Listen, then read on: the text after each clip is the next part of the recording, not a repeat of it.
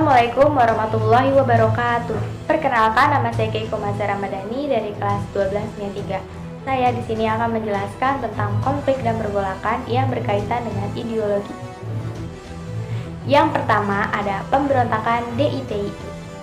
Darul Islam atau DI merupakan gerakan politik yang bertujuan untuk mendirikan negara Islam di Indonesia.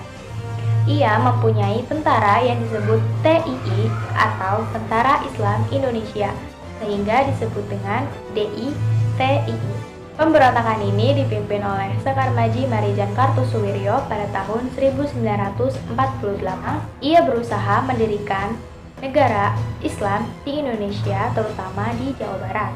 Pemberontakan ini kemudian diikuti oleh pemberontakan serupa seperti di Aceh, Kalimantan Selatan, Sulawesi Selatan, maupun Jawa Tengah. Persamaan dari setiap pemberontakan ini yaitu untuk mendukung gerakan Kartosuwiryo untuk mendirikan negara Islam di Indonesia. Namun, setiap pemberontakan mempunyai pemimpin sendiri dan alasan pemicunya sendiri.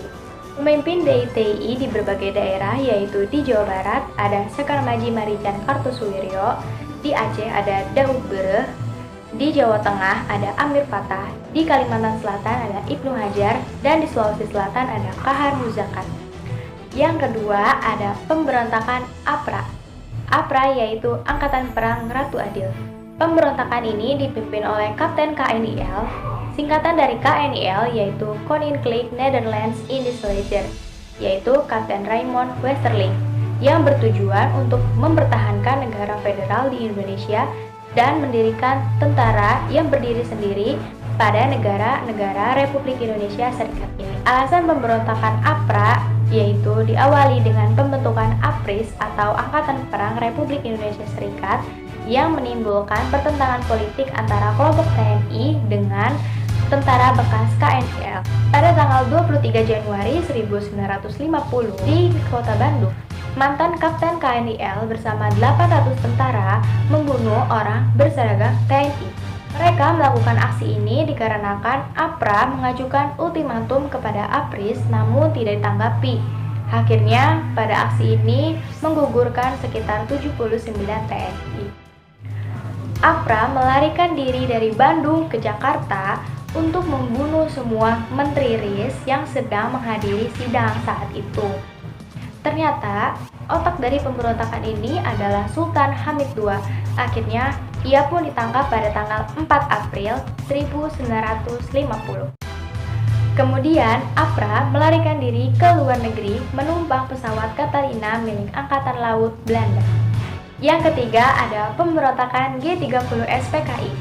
G30 SPKI adalah gerakan yang terjadi pada tanggal 30 September 1965 yang dilakukan oleh PKI atau Partai Komunis Indonesia. Oleh sebab itu disebut dengan G30S PKI. Pemberontakan ini bertujuan untuk menggulingkan pemerintahan Presiden Soekarno dan membangun negara Indonesia menjadi negara komunis. Pemimpin ketua PKI yaitu D.N. Aidit yang mendirikan PKI pada tanggal 23 Mei 1920.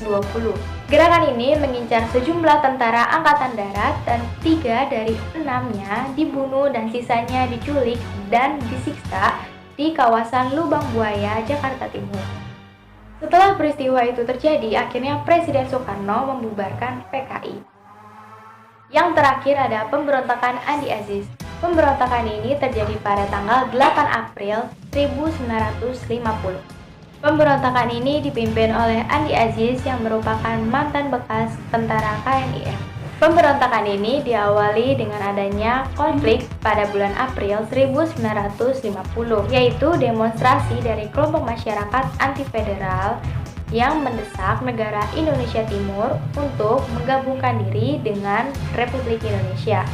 Jadi, latar belakang pada pemberontakan ini yang pertama adalah menuntut bahwa negara Indonesia Timur merupakan tanggung jawab bekas KNIL saja. Yang kedua yaitu menentang campur tangan APRIS terhadap kelompok Sulawesi Selatan. Yang ketiga, mempertahankan berdirinya negara Indonesia Timur. Tokoh-tokoh pada pemberontakan ini yang pertama ada Andi Aziz, yaitu pemimpin bekas KNIL. Yang kedua yaitu Kolonel A.E. Kawilarang yang merupakan pemimpin pasukan yang diperintahkan oleh Fries, 3 yaitu Kolonel Soeharto yang merupakan pemimpin Brigade 10 Garuda di Jawa Tengah. Yang keempat adalah Letkol Warou yaitu pemimpin Angkatan Udara. Yang kelima yaitu Kapten Udara Wiridinata. Pada tanggal 8 Agustus 1950, pihak KNIL meminta untuk berunding karena ia menyadari bahwa kedudukannya sudah tidak menguntungkan lagi untuk melakukan serangan lagi. Kemudian hasil rundingan pun disetujui untuk tidak melakukan lagi baku tembak, dan dalam 2 hari KNIL harus meninggalkan Makassar pada saat itu juga. Sekian penjelasan dari saya, kurang lebihnya mohon dimaafkan apabila ada salah dari materi ini maupun kekurangan saya dalam menyampaikan materi ini. Assalamualaikum warahmatullahi wabarakatuh.